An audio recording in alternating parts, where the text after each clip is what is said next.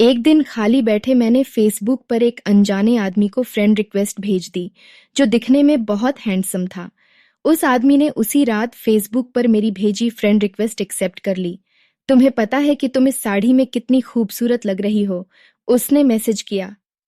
Thanks, मुझे भी तुम्हारी डीपी अच्छी लगी। इसी तरह हमने बातें करनी शुरू कर दी। मुझे पता था कि वह 31 साल का शादीशुदा आदमी है, जो 2 बच्चों का बाप भी है। इन सब चीजों के बाद भी हमने अपनी बातें शुरू कर दी। इतना ही नहीं, हमने अपना नंबर भी एक दूसरे के साथ बदल लिया। देखते ही देखते हम एक दूसरे के करीब आ गए और एक दूसरे के बेस्ट फ्रेंड बन गए। फेसबुक पर हम एक दूसरे के साथ बहुत ज्यादा बातें करने लगे और सोशल मीडिया पर ज्यादा से ज्यादा समय बिताने लगे।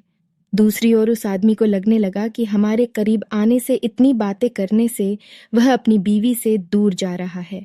वह अपने बच्चों के साथ दूसरे स्टेट में रहती थी। वह मुझसे बोलता था, अभी पता नहीं क्यों मैं सारा दिन तुम्हारे बारे में ही सोचता रहता हूँ। मुझे अफसोस है इस बात पर। मैं नेचर से काफी शर्मीली थी। मेरे काफी अच्छे दोस्त भी थे, लेकिन रोहन जैसा दोस्त होना काफी स्पेशल था मेरे लिए। 8 महीने की चैटिंग के बाद हमने स्काइपिंग करना भी शुरू कर दिया। हम उस पर बातें कम और एक दूसरे को घंटों निहारा ज्यादा करते थे। एक रात वह मेरे साथ वीडियो कॉल पर था। उसने बोला, ऐसे देखते देखते कहीं प्यार ना हो जाए। खैर, अब हम रोज ही वीडियो कॉल करने लग गए। हम इतने पास आ चुके थे कि अब हम एक रियल कपल की तरह बिहेव करने लगे थे। हम रोमांस करते, एक दूसरे को चिढ़ाते और थोड़ी लड़ाइयां भी करते। कहने का मतलब था कि एक 17 साल की लड़की को 29 साल के आदमी से प्यार हो गया था। जिस तरह से प्यार की कोई उम्र नहीं होती, उसी तरह से हम दोनों को भी अपना रिश्ता बिल्कुल गलत नहीं लगा। हमें नहीं लगा कि हमने कुछ गलत काम किया है। इसी दौरान इसकी बीवी और बच्चे इससे मिलने आए, पर वह फिर भी मुझसे बातें किया करता था। यहाँ तक कि वह अपनी बीवी के सामने भी मेरी कॉल उठा लेता था। उसी दौरान उसकी बीवी उस पर शक करने लगी, क्योंकि अब वह पहले जैसा बिल्कुल भी नहीं रहा। एक रात की बात थी, जब ये दोनों बेड पर सेक्स के लिए गए। तभी इनके फोन पर मैंने मैसेज और अपनी फोटो भेजी। इनकी वाइफ ने उठकर फोन जैसे ही खोला, मेरी फोटो उन्हें दिखी। उसकी वाइफ ने कोई रिएक्शन नहीं दिया, बस रोहन को जोर का थप्पड़ मारा और रोने लगी। 3 दिनों के बाद वह घर छोड़कर चली गई। मुझे उसकी वाइफ के लिए काफी बुरा लगा, इसलिए मैंने उससे कई दिनों तक बातचीत बंद कर दी। उसकी वाइफ के जाने के बाद हम फिर से मिले और हमने लॉन्ग ड्राइव पर जाने का प्लान बनाया। उसी शाम उसने मुझे प्रपोज किया। मुझ सिर्फ तुम ही चाहिए और कुछ नहीं।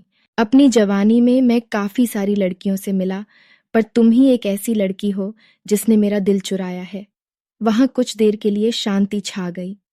फिर उसने मुझे आई लव यू बोला। उसकी आंखों में आंसू थे। हम एक दूसरे को किस करना चाहते थे, गले लगना चाहते थे। मैं तुम्हें ब्लॉक कर रहा हूँ। दूसरे दिन मुझे एक मैसेज मिला जिसमें उसने लिखा था, हे डार्लिंग, आई लव यू, लेकिन मेरा परिवार भी है, मेरी कुछ ड्यूटीज भी हैं। यह मेरा तुमको आखिरी मैसेज है। मुझे प्लीज कॉल या टेक्स्ट मत करना, मैं तुम्हें ब्लॉक कर रहा हूँ। मुझे ऐसा लगा कि मानो मैं शादी के बाद विधवा बन गई हूँ। मैं बुरी तरह से टूट चुकी थी, काफी परेशान थी। मैं एक लड़के के साथ रिलेशनशिप में आई। एक दिन मेरे पास किसी दूसरे नंबर से रोहन का मैसेज आया, बानी, इज दैट यू? प्लीज मेरी लाइफ में दोबारा वापस आ जाओ, मैं तुम्हारे बिना नहीं रह सकता। मैं समझ गई कि यह उसी का नंबर है और फूट फूट कर रोने लगी। घंटे की चैटिंग के बाद मेरा दिल फिर से पिघलने लगा। मेरे बॉयफ्रेंड को इन सब चीजों के बारे में कुछ नहीं पता था। मैंने उससे सब कुछ छुपा कर रखा था। मैंने उस पूरी रात केवल रोहन से बातें की। एक दिन रोहन ने मुझे अपने घर पर लंच के लिए बुलाया था। मैंने हाँ कर दी और चली गई। घर जाकर मैंने देखा कि वह खाली था और वहां केवल रोहन और कोई नहीं था। उसने मुझे अंदर बुलाया। उसने ढेर सारी बातें की और खाने की टेबल सजाई। मेरे लिए यह सब नया था। मैं केवल इधर उधर देख रही थी। तभी अचानक मैं जैसे ही पीछे मुड़ी, उसके होंठ मेरे होंठों पर थे। हम एक दूसरे को किस करने लगे। मैं भूल गई वह कौन है और मेरी उम्र कितनी है। वह पहला टाइम था जब मैं किसी के साथ सेक्स कर रही थी, वो भी ये जाने कि हमने प्रोटेक्शन ली है या नहीं। तभी मुझे दर्द का एहसास हुआ और मैंने अपनी वर्जिनिटी उसे दे दी, जिससे मैं बेहद प्यार करती थी।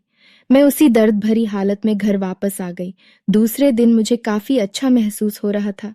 अब मुझे पूरी तरह से एहसास हो चुका था कि वह मुझे कभी नहीं छोड़ेगा। प्यार का एहसास हुआ। अब मैं प्यार पाने के लिए इतनी ज्यादा एक्साइटेड नहीं थी। वर्जिनिटी खोने के बाद मेरी सोच काफी बदल गई। मैं एक औरत बन चुकी थी। उस दिन मुझे पता चल चुका था कि प्यार का असली मायना क्या होता है। एक दिन मैंने अपनी फीलिंग्स के बारे में रोहन को बताया और बोला कि मुझे हमेशा के लिए छोड़ दे। उसने कहा कि कोशिश करेगा। धीरे धीरे रोहन का नाम मेरी जिंदगी से मिटता चला गया। वह हमेशा रहेगा मेरा पहला प्यार। मैंने उसका नंबर डिलीट कर दिया और उसने भी मुझे ब्लॉक कर दिया। मैंने फिर उसे कभी ट्रेस करने की नहीं सोची, लेकिन उसकी याद बहुत आती है। मैं खुश हूं कि मैं इस अजीब से लगने वाले रिश्ते से बाहर आ गई, लेकिन आज भी वह आदमी मेरा पहला प्यार रहेगा।